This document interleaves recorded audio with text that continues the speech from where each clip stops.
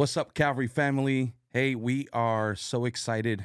This is the first of many episodes that we get to do right here at Calvary Home, and we're just so excited that y'all are listening in. We are diving into a sermon series for the next 7 weeks, which is titled "We Need Answers."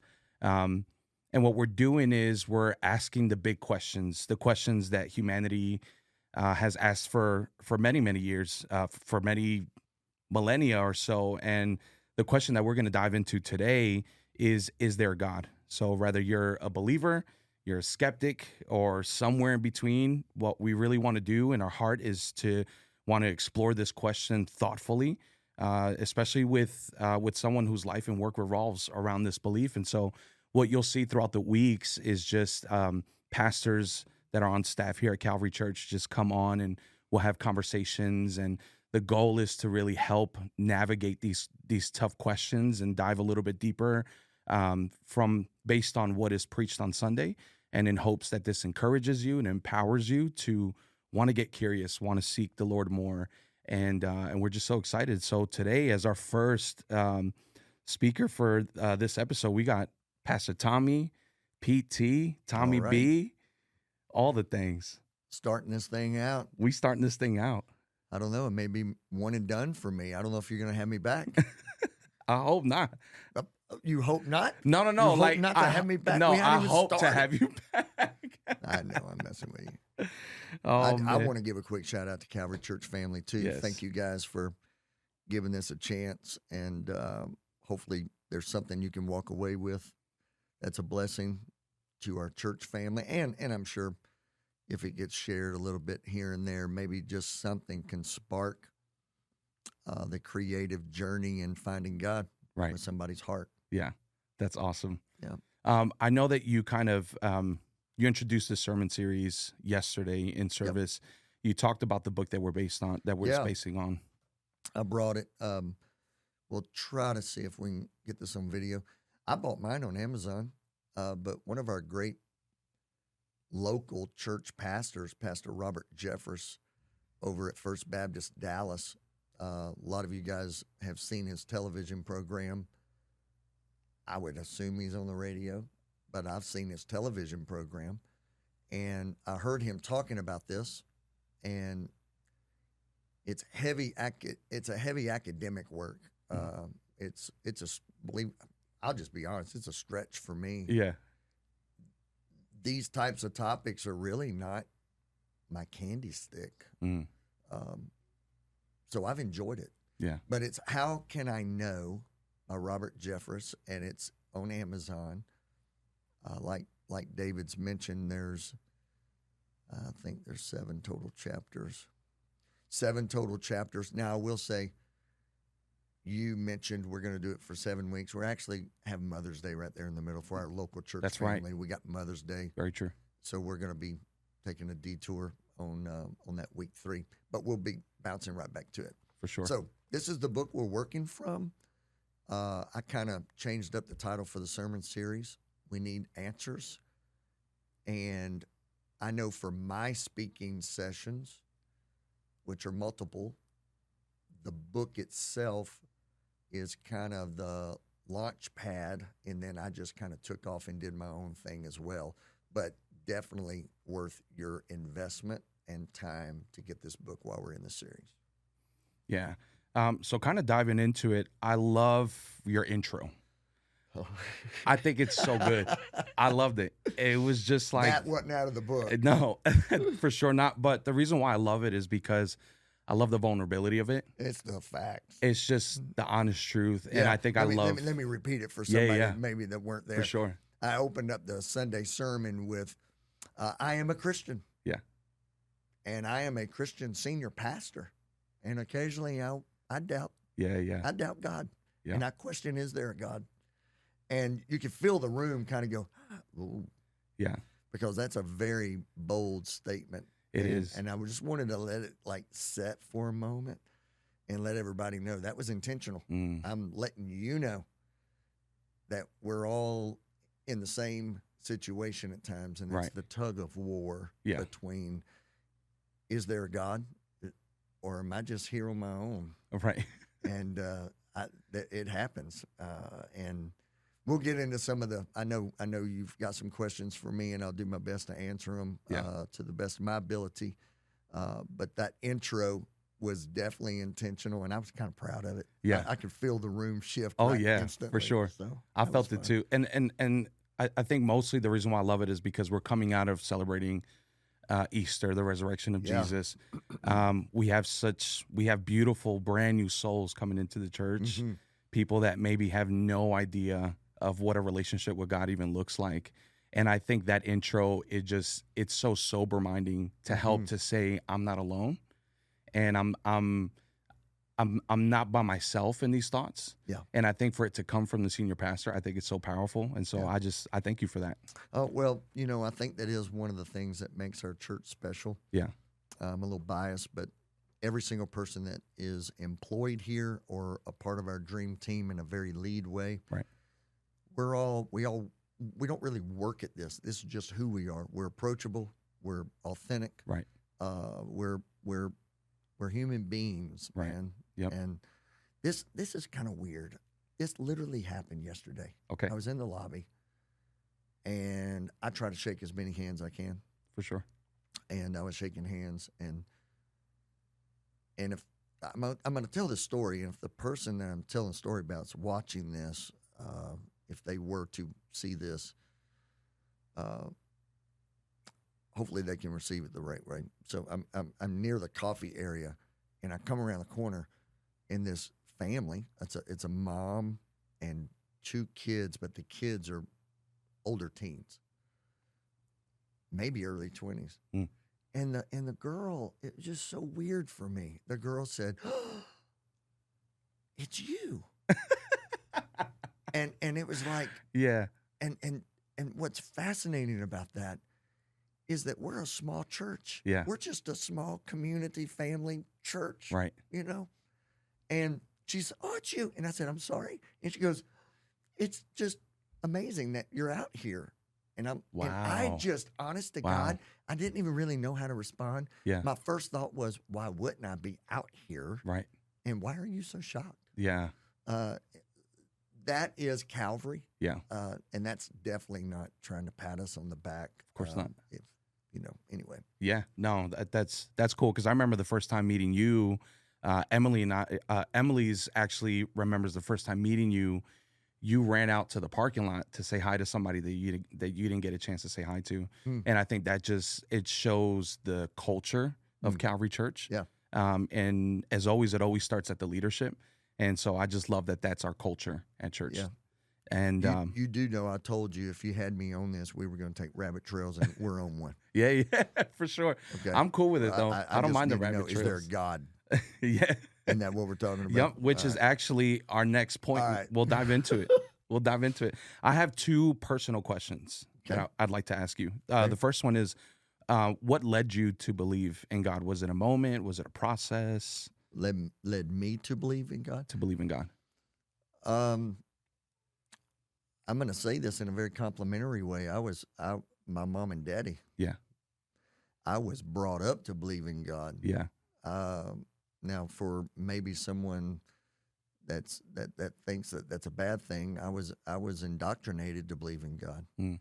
Now that I'm a dad and a senior pastor of a lot of families with little ones, Yeah. if you're not teaching your children to believe in God, someone else is going to teach them to believe otherwise. Yeah. I think the better answer or the better question, I think really what you're wanting to know is at what point did I believe in God for myself? And without question, that wasn't so much to please a parent. I found myself on my own journey looking for Him. Yeah. The Bible tells us, was it Ecclesiastes, that He's placed eternity in all of our hearts. Yeah.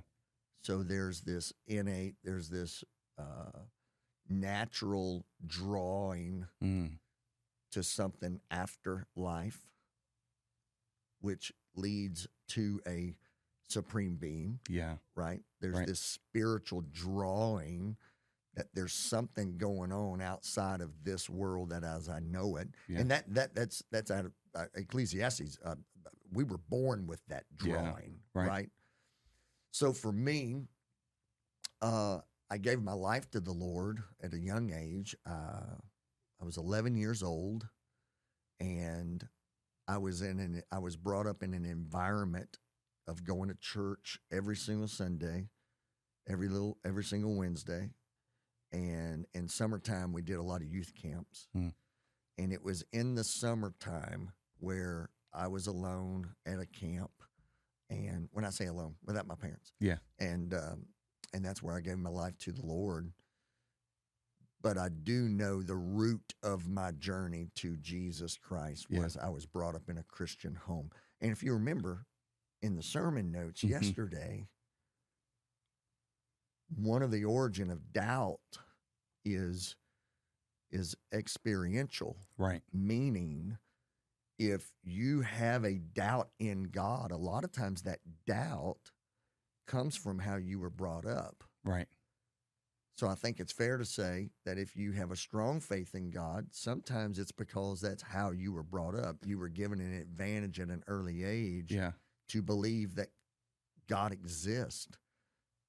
Now, not to be mistaken for your salvation. Right. You can't, what the old timers say, you can't ride into heaven on mama's coattail. At some Right. point, you're going to have to believe him for yourself. For sure. But it does help to have, and let me just pastor right now. That's why it's so critical for us as parents to impart, to lead, to model our faith in God to the next generation. And, I've got 2 girls. I need them to, I want to give them the same advantage that I had.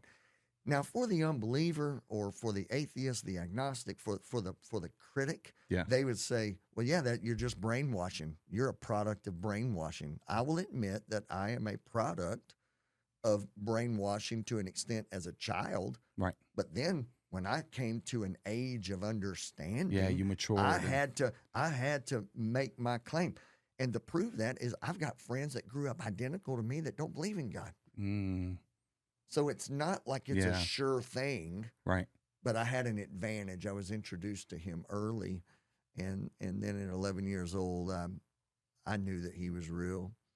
And I knew that I had a spot in my life that he needed to live. And I invited him in. That's awesome. A long answer. No, that's a great answer. I appreciate that. So how would you personally define God in your own personal words? My goodness gracious. To define him, everything. Everything. It's in him.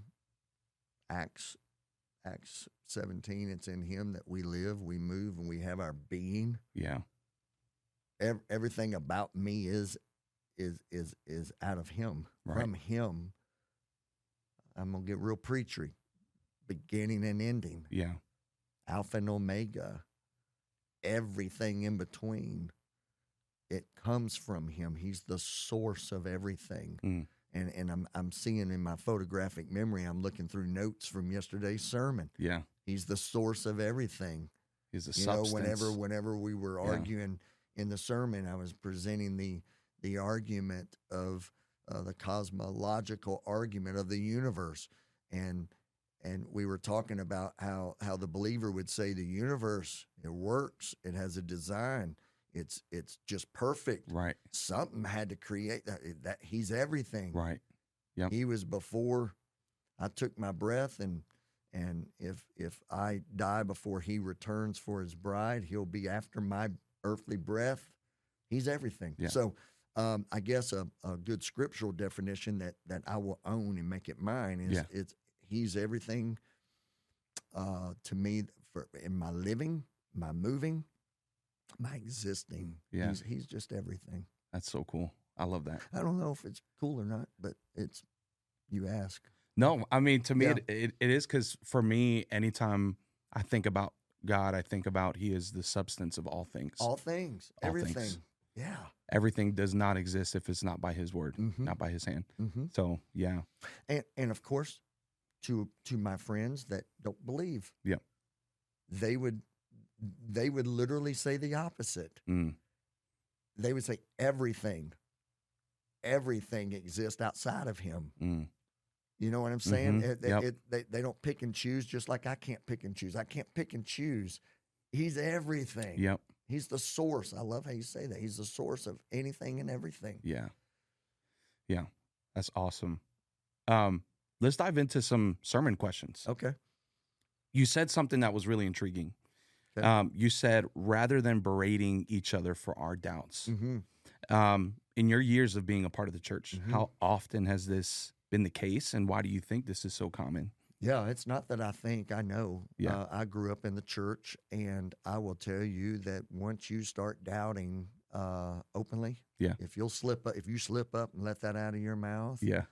there's just this undertone communication that you're just one step away from being lost. You better be careful. Interesting. This is Southern. I know you from New York. Yeah.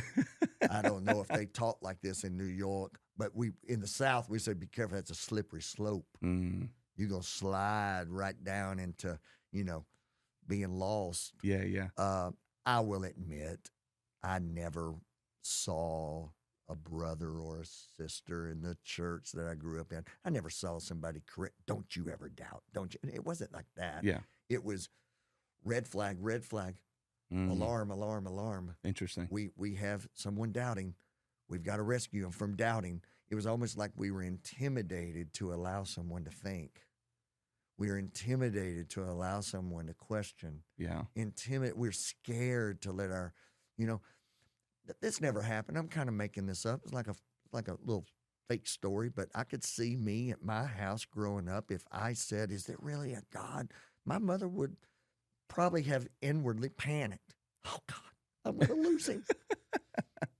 But my mother Yeah. was also the kind that would probably have done that inwardly and then loved me and tried to teach me and all. But I don't know if all the mamas would have hidden it. Yeah. I think some would have probably criticized their kids for questioning and doubting. And I think there's some types of preachers maybe that would not be willing to allow someone to question and doubt, you Yeah. know. You said something earlier I wish I would have said yesterday, and that's all seriousness. Yeah. It clicked with me when you said it. In your intro, you were looking into the camera and you said, we're just coming out of celebrating the resurrection, and now we're asking, is there a God? And I promise you, I wish I would have said it yesterday, because it's like the classic story. Mm, Jesus went to the cross, buried, Yeah. resurrected, and he was alive in a transfigured body for 40 days right. before his ascension. And he stumbled upon a few believers, one by the name that I carry, named Thomas. Mm-hmm. So post-resurrection, Thomas wasn't really sure. Is this really him? Right. Can I really believe this? Right. This is a fairy tale. So we had doubt after the resurrection. Now listen, we weren't even there. Right. That Thomas was there, Right. and he doubted. And he down. This Thomas, Yeah. right? This Thomas is sitting here doing a podcast. Of course I'm going to have some doubts. Right. I wasn't even on the scene. Right. And that Thomas doubted. The one who traveled with I Jesus. do need to ask my mother and father, why Thomas? Why Thomas? But I'm a junior. Yeah. Now I know why my dad chose Tom, and and I go by Tommy. We probably didn't want to get likened too much to Thomas. Yeah. Yeah. But it is cool, isn't it? It is. Resurrection and then Thomas. Absolutely. It's almost like the scriptures say, "Hey, it's okay. Even one of my closest did this. Yeah. It's okay." Yep. Well, that's why I love it, because I just remember all the hands raising, saying yes to Christ. Mm-hmm. And now we're jumping into the sermon series. And I'm Exactly. just like, this is perfect. Mm-hmm. This is exactly what the church needs. Yeah. Talking about questions, because you mentioned questions earlier. Another part of your sermon, you had said questioning foundational beliefs Mm-hmm. is not a sin, but a necessary prerequisite for faith. Yeah, that's straight out of the book. That's straight from the That's book. a Dr. Robert quote. And without question, we're taught as children, aren't we? Yeah. One of your first school teachers, you said, Little David raised his hand, Right. and you said, "Why?" And you asked the question, Mm-hmm. and the teacher didn't get upset with you for asking why. It's part of learning. Yeah. We have not because we ask not. Exactly. And part of the journey of faith is asking and seeking and knocking. Right. And the good news is the Bible tells you he'll give it to you and Right. he'll open it to you, and he just wants you to start asking. Right. So a part of the doubt, the reason we don't want to beat people up or speak down to them or criticize to them, because most people's questions are in sincere pursuit for knowledge. Yeah. Now, there might be an anomaly there. You might come across a family member or a friend, or you may even have a bad day and you be the guy yourself that your doubt and your question is challenging. Mm. Well, I think a lot of times when that's happened to church folk, they get defensive and there's no conversation. Now it's just an argument, and Right. they could be arguing over apple pie, but they just chose to argue over God. Right. They just argue. Yeah, for sure. Yeah. Yeah. You also had so actually my next question, which you kind of answered it, but it's, do you think questioning God is okay as a Yeah. Christian? I think it's okay. That's a question that if somebody is looking to criticize us talking about this, that's going to be the one. Yeah. Pastor Thomas said it's okay to question God. I don't even know if I can communicate this the right way, but if you want to say why did somebody die? Why'd you let that happen? Yeah. I just believe grace is so good. Yeah. And I just believe grace is so real. And he gets you. He understands you. Yeah. I mean, I believe there was a guy dead named Lazarus, and somebody said, "Why'd you let him die?" I mean, it's been happening forever. I don't think he's intimidated by that. Mm. So I think it's okay. Yeah. I think when we hear somebody that we really love questioning, we get worried about them, and it comes out like correcting them. Right. No. I mean, dude, you got to understand. As a pastor, Yeah. I'm in a lot of rooms with a lot of pain. Absolutely. And I Yeah. get said, I hear statements like, "I don't understand why God did that. I just don't understand that. I don't understand why God." I mean, I've seen the worst of the worst of the worst of the worst. Yeah. And sometimes I want to respond with a Bible study. There's other times I just stay quiet because I get it, man. You're desperate and you're wondering, is he real? Mm-hmm. Because this really matters to you. Right. And it's not going the way you wanted it to. Right. So is he even real? And that's not a sin. Yeah. That's real. That's just being human. humanity. Right. Yeah. That's the realization that we need him more than ever. Absolutely. Yeah. That's good. Thank you for that. I have a scientific question. I failed that. Well, let's go. I'm sure it'll be good. I had to sit by certain smart people to get through science class. I get you. I got a GED. I understand. Just one question. Are Yeah. there any scientific discoveries that have strengthened your faith in God? Man, scientific just one. discoveries. I mean, I think the most obvious I'll probably fall into that bucket of people that's the obvious, Yeah. right? Every time some smart guy on the news says they found a new star, Yeah. first of all, everybody that looks up and they say, "Look, there's a little dipper." I'm like, I can't see anything but stars. Right. Oh, look at there's that. I don't see that. Yeah. I'm Yeah. not gifted in that way. You know what I'm saying? Yeah. But when I do hear really scientific breakthroughs of I think I'm going to really show my ignorance here. I just heard on the news in the last week, I guess there's they found water. In some distant. Yeah. Yep. So to me, it's just like, good luck, everybody. Good luck Yeah. trying Right. your best to prove that he's not here. Yeah. And he's not real. Yeah.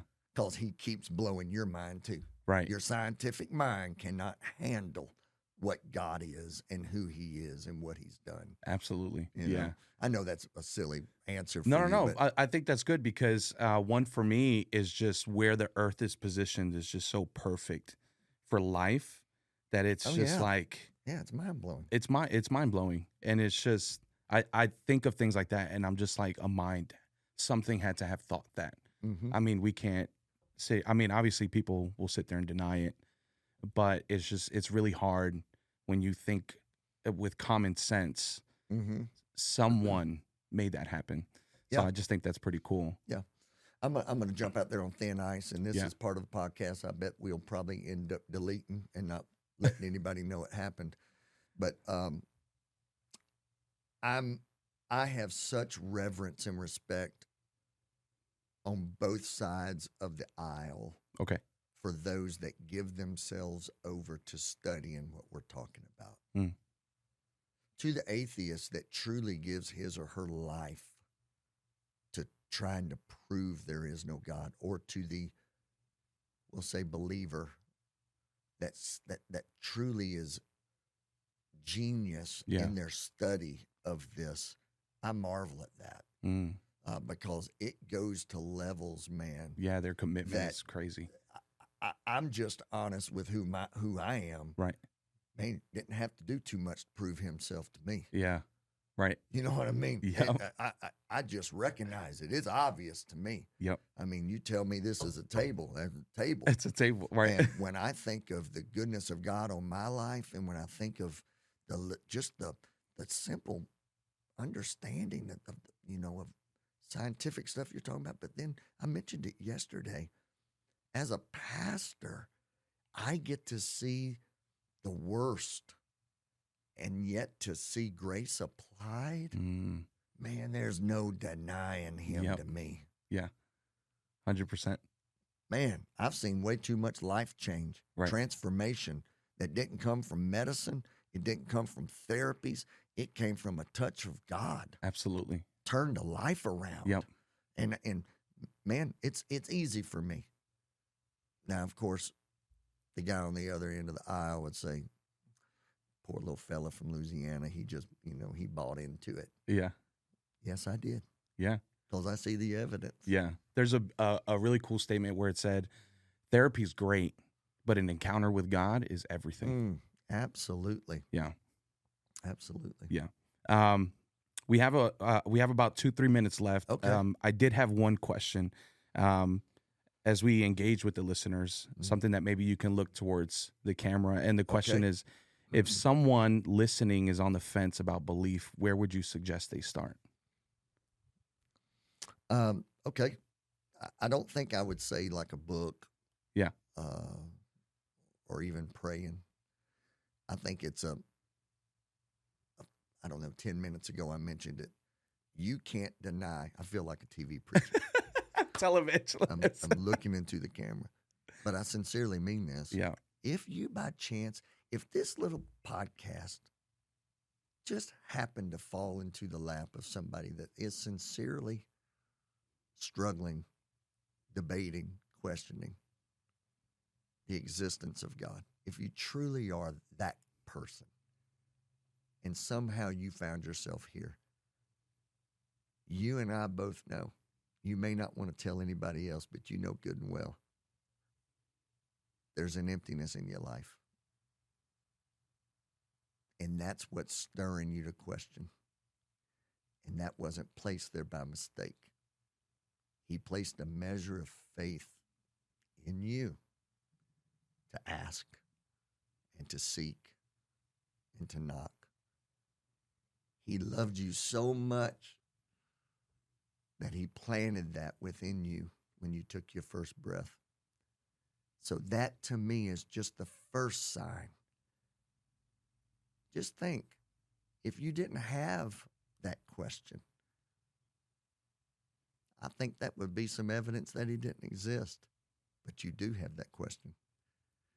That's why you're watching it. That's why you're listening to a little fella from Louisiana talking about a book from Dr. Jefferson. You're just searching. That's a sign to you that God loves you and he's real because he placed that hunger within you. So I think their first step would be just look, pay attention to within.